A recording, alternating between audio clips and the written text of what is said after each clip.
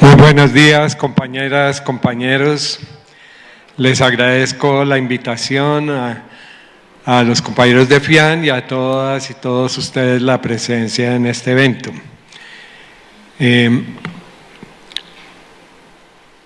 Tengo la gorra de la Vía Campesina porque indudablemente en lo que se ha tratado en este evento, la Declaración de Naciones Unidas sobre Derechos de los Campesinos, la Vía Campesina desempeñó un papel central desde el comienzo, hace 25 años en que se comenzó a tramitar esta declaración y tuvo siempre el apoyo de FIAN.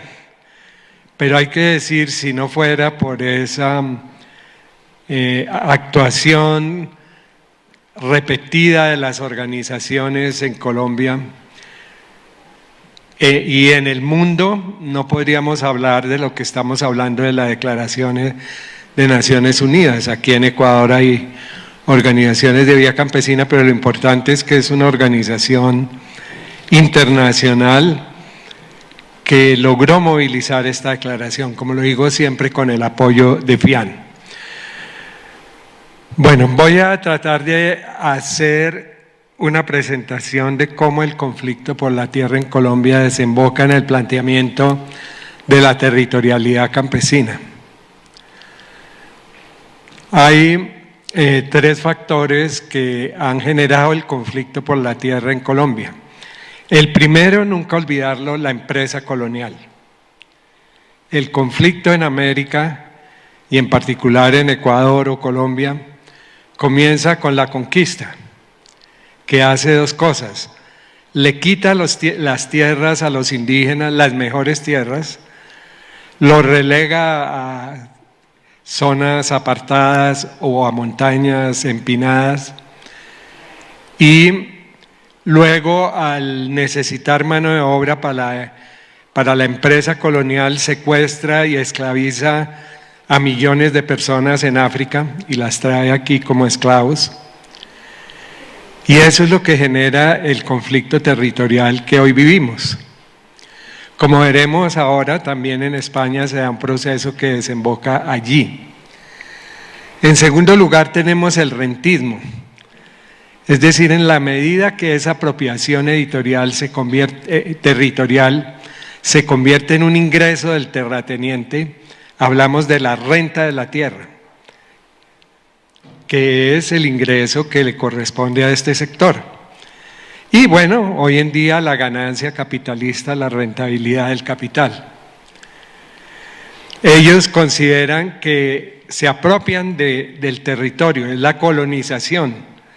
Hacen de cuenta que aquí no hay nadie. Dice que se apropian de un nuevo suelo. Cuando dicen un nuevo suelo, hacen de cuenta que no hay personas para tomar sus bienes, tierras y a sus naturales, es decir, a las personas. Tal vez mucha gente no sabe que ese proceso comenzó en la misma España. Eso que ven ustedes allí son las rutas de las ovejas en España, la empresa de la cual dependían los ingresos de los reyes de Castilla, que después fueron de España. Se llamaba la Mesta, eran las ovejas. Las ovejas pues son simpáticas y no tienen la culpa, pero estas ovejas no eran tanto para comérselas, sino para sacar lana para la industria textil de Italia, de lo que hoy es Holanda, los Países Bajos y de Inglaterra. Y ellos tenían ovejas y en el verano las llevaban al norte de España y en el invierno al sur y hacían este recorrido.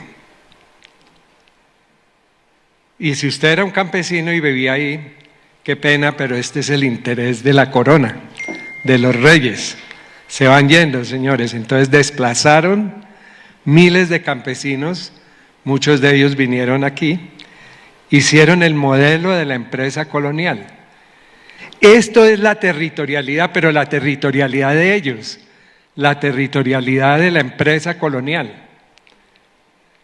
Es lo mismo que cuando una camaronera saca unos afros de una manglar, pues está ejerciendo la territorialidad de la camaronera. Hoy tenemos entonces la territorialidad de la caña de azúcar, el desierto verde.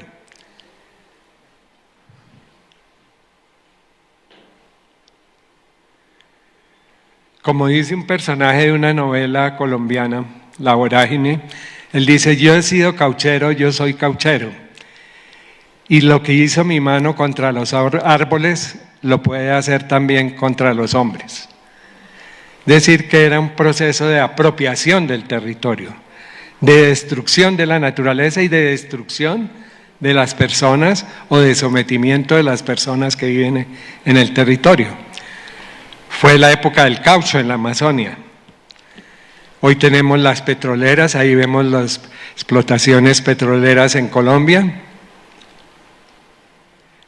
El carbón del Cerrejón, que lleva millones de litros de agua en una zona que es seca en La Guajira y apenas le dan 18.000 litros a las comunidades. Necesitan esos millones de litros para tirarlos al aire, porque si no se ahogarían con el polvo del carbón que se levanta. Esa es la territorialidad de las empresas mineras de carbón. Aquí vemos lo que hicieron en esa misma región, en la parte alta, lo que vimos es en el desierto abajo, la parte alta de la Sierra Nevada, hicieron una represa para que los terratenientes de arriba tengan agua y dejaron a la gente de abajo sin agua. Aquí vemos cómo quedó esa zona, donde viven los indígenas Wayuu. El filósofo más importante, y me gusta citarlo porque para que vean ustedes que la filosofía no es tan inocente como parece,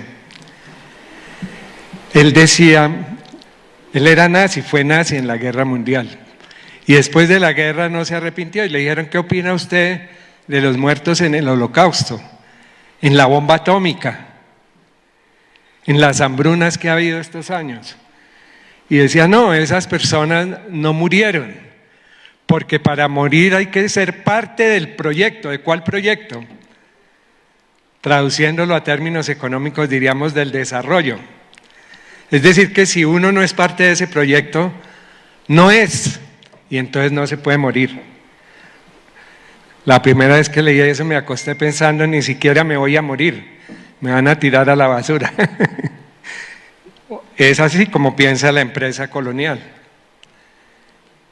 Entonces el colonialismo se lleva a la tierra, establece la renta de la tierra de la cual viven los terratenientes.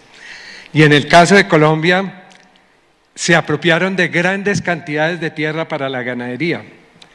Vemos que los campesinos, el 43% de la tierra que tienen la siembra, mientras que los grandes propietarios no alcanzan a sembrar ni el 1% de la tierra, porque la mayoría la tienen dedicada a ganadería extensiva, y cada día en la Amazonia se tumba más selva para poner esta ganadería y extender la apropiación de la selva por la empresa ganadera. En Colombia esto ha producido una concentración de la propiedad que se agudizó con el conflicto armado. Esto es importante que ustedes lo tengan acá, porque Ecuador no había tenido la violencia que ha tenido Colombia. Y esa violencia se convierte en un elemento para despojar al campesino, al indígena, al afro, y aportarle a la empresa colonial. Entonces, una finca donde tenían la fosa común de los paramilitares es hoy la principal empresa de producción de carne de cerdo de Colombia. Ese conflicto armado, el conflicto del narcotráfico, todo esto se utiliza como un mecanismo de despojo de las comunidades y de establecimiento de empresas coloniales y de establecimiento de ganadería. Vemos entonces el drama de los desplazados, aquí lo vemos en Colombia, pero es igual con las guerras, con los bloqueos económicos, que es otra forma de despojo, con despojos jurídicos, con despojos administrativos, se desplaza hoy en el mundo a miles de millones de personas. Es en ese marco que se piensa en otra territorialidad, lo que yo llamo una reforma integral de la ruralidad. Es decir, cambiar la territorialidad que existe partiendo de una resistencia de las comunidades para establecer su propia territorialidad. Eso que vemos ahí es la sabana de Bogotá. Los indígenas tenían ahí su territorialidad. Ellos no edificaban en la parte plana que tiene los mejores suelos agrícolas de Colombia, sino que ahí era para cultivar, para tener canales de agua que eran naturales, humedales, pescar, cazar. Tenían rebaños de venado que no estaban en corrales, sino que los dejaban comer en las chagras de los indígenas. Españoles se burlaban, pero era la ganadería de los indígenas. Y la construcción era en el borde de la montaña. Hoy estos suelos están cementados. Los indígenas llamaban esto Muequetá. Se estableció ahí otra territorialidad. Hoy en día tenemos esta territorialidad, una ciudad rodeada de campesinos. En las lomas, no en las mejores tierras, no en las tierras planas ahí de Bogotá. Esto es producción de alimentos de Bogotá, está en tierras de tercera, cuarta categoría, en las montañas de Bogotá, y son estos campesinos, eso que se ve ahí es rojo y verde, lo llama el geógrafo Vladimir Rodríguez que hizo estos mapas, la huella ecológica de la alimentación de Bogotá. Es decir, los campesinos alimentan Bogotá. Aquí vemos cifras que muestran que en la mayoría de los alimentos de Colombia son los campesinos los que producen los alimentos. Esto se disminuyó solo por los tratados de libre comercio, pero aún así, hoy la mayoría de los alimentos producidos en el país son producidos por los campesinos. Pero esa situación de desequilibrio de la propiedad de la tierra también se refleja en,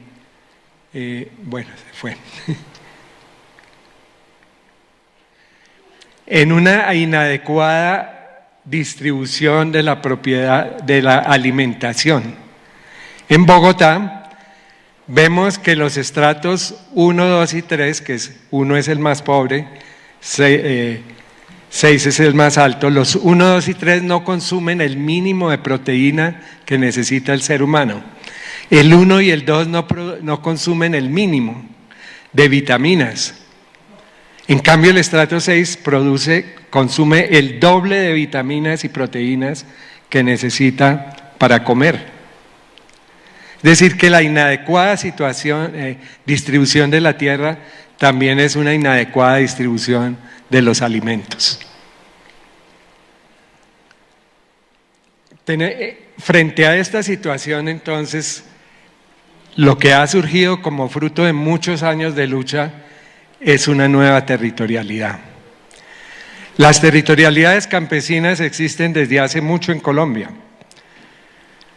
En la colonia les llamaban rochelas, que los españoles decían que era donde la gente no tenía ni Dios ni ley, pero realmente eran los campesinos que vivían autónomamente. Después existieron baluartes campesinos, colonias campesinas, que eran zonas de reforma agraria hechas por los mismos campesinos. Desde 1991 logramos que se aprobaran las reservas campesinas, donde hay un límite de propiedad. Después de ese límite de propiedad, las tierras deben ser compradas por la Agencia Nacional de Tierras. Tenemos también otras formas de territorialidad campesina y negra e indígena. Tenemos los resguardos indígenas, que son el 30% del territorio del país. Los territorios de comunidades negras, que son 6 millones de hectáreas. Y bueno, tenemos hoy lo que se llama zonas de protección, áreas de protección para la producción de alimentos. Aquí vemos las reservas campesinas que hay, están por todo el país. Los sectores terratenientes han querido que solo sean en las zonas de colonización. Lo real es que hay hoy en día varias que no son en las zonas de colonización, sino en zonas cercanas a las ciudades. Hay 3 cerca de Bogotá, 2 cerca de Cali, que son ciudades importantes de Colombia, y tenemos otras que ya son dentro de lo que se llama la frontera agrícola, es decir, hemos superado esa barrera de que solo se puede hacer reserva campesina en la zona de colonización. Inclusive solo se puede hacer, decían ellos, se puede hacer reserva campesina donde hay coca. No, señor, la reserva campesina es donde producen alimentos en primer lugar. En los gobiernos anteriores se constituyeron 7 reservas campesinas en 28 años de vigencia de la ley que fue en el 94 que creó las reservas campesinas. Este gobierno ha constituido 14 más en 2 años, es decir, hay 21. Y esperamos por lo menos llegar a 30 este año, vamos a ver si se logra. Aquí tenemos los resguardos indígenas. Aquí tenemos otra figura que es la Reserva Ambiental Vanderhamen de la ciudad de Bogotá. Lo destaco porque toda esta territorialidad es articulada. Lo campesino, lo indígena, lo afro, la producción de alimentos, pero también la protección de la naturaleza. Articulamos la población, la alimentación y la naturaleza, que en el caso para las ciudades significa la sustentabilidad ambiental y alimentaria de las ciudades. En el COVID se demostró que las ciudades no pueden vivir sin campesinos. La ciudad donde yo vivía en ese momento, en el exilio, San Pablo, se salvó del hambre por los campesinos, que entre otras son pocos, pero fueron los que alimentaron la ciudad. Entonces, queremos un planteamiento de conjunto de una nueva territorialidad.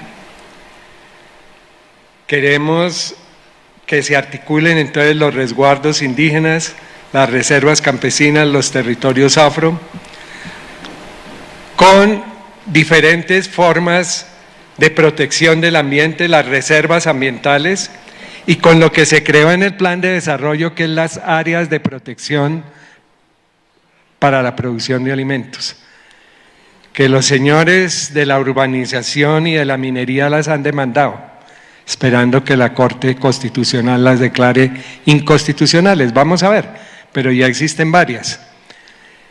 Especialmente han chocado con las mineras, pero también en los alrededores de Bogotá con los urbanizadores, lo que en esta zona se llama el volteo de tierras, que quiere decir que los consejos municipales declaran que una tierra rural es urbana, suben el impuesto predial y a los campesinos les toca irse porque no pueden pagar el impuesto predial. Entonces creamos estas áreas de protección para que esto no ocurra. Eso nos va a permitir hacer como Inglaterra, que tiene cinturones verdes alrededor de las ciudades. Eso se creó allá hace 70 años. Vemos en las ciudades de Inglaterra, cada ciudad tiene un cinturón verde. Si no hacemos una nueva territorialidad, las principales víctimas van a ser las propias ciudades, porque van a perder su sustentabilidad ambiental, van a perder su sustentabilidad alimentaria y van a ser víctimas del cambio climático. Ustedes han visto los fenómenos que se han dado. En Valencia, España, esa dana que cayó en un solo día más agua que en un año. En Porto Alegre, en Brasil, que se inundaron 400 municipios hasta el techo de las casas. Entonces, compañeros, dejo ahí abierto para que ustedes aporten a esto, pero esta es la lucha que tenemos en Colombia, la lucha por una nueva territorialidad, por una reforma agraria y por una reforma integral de la ruralidad. Muchas gracias.